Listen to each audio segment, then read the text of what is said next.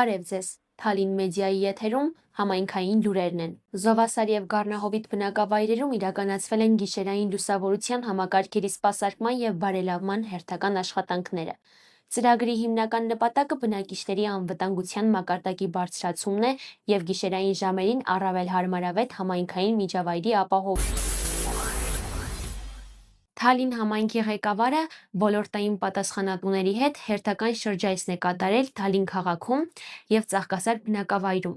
Քաղաքային զբոսայգում ղեկավարը հետևել է ընթացող բարեկարգման աշխատանքներին, ապա հանդիպել Խանջան 25 շենքի բնակիչների հետ։ Տեղում քննարկվել են բակային տարածքի բարելավման հեռանկարները։ Այցի հաջորդ կանգառը Ծաղկասար բնակավայրն էր, որտեղ Veolia ջուր ընկերության ներկայացուցիչների հետ քննարկվել է ամենահրատապ հարցը՝ խմելու ջրի մատակարարման խնդիրներն ու դրանց լուծման հնարավոր տարբերակները։ Թալին համայնքի Կաթնաղբյուր բնակավայրում մեկնարկվել է մշակույթի տան վերանորոգման աշխատանքները։ Համայնքի ղեկավար Տավրոս Սափեյանը ոլորտային պատասխանատուների հետ շրջայց է կատարել Արտենի բնակավայրում։ Տեղում ուսումնասիրվել են սուբվենցիոն ծրագրով իրականացված ասֆալտապատման և ընթացիկ աշխատանքները։ Այնուհետև համայնքի ղեկավարը դիտարկել է բնակիչների կողմից բարձրաձայնված խնդիրները, քննարկել դրանց հնարավոր լուծումները, ինչպես նաև լսել բնակիչների առաջարկներն ու դիտարկումները։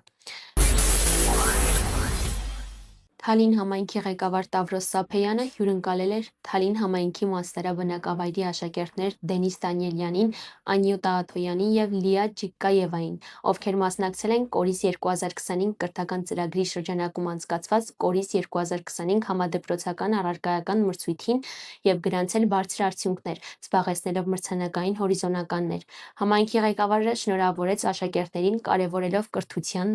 նպատակասլաց աշխատանքի դերը երիտասարդների հաջողությունների ճանապարհին, որից հետո պարգևատրվեցին Թալինի համայնքապետարանի պատվոգրերով, մաղթելով նորանոր հաղթանակներ և ձեռքբերումներ։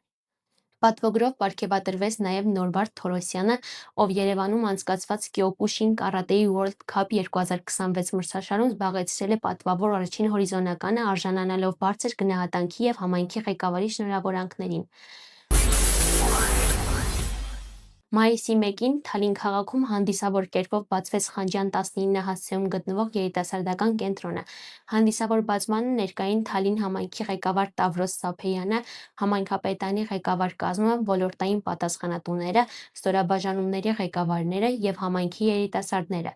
Միջոցառման ավարտին տոնական մթնոլորտը ապահովել է Ջրաներկ բենդը՝ հանդես գալով երաժշտական ծրագրով։ Հայաստանի գեղարվեստի պետական ակադեմիայի ուսանողները ճանաչողական այց են իրականացրել Թալին համայնքի պատմամշակութային վայրեր։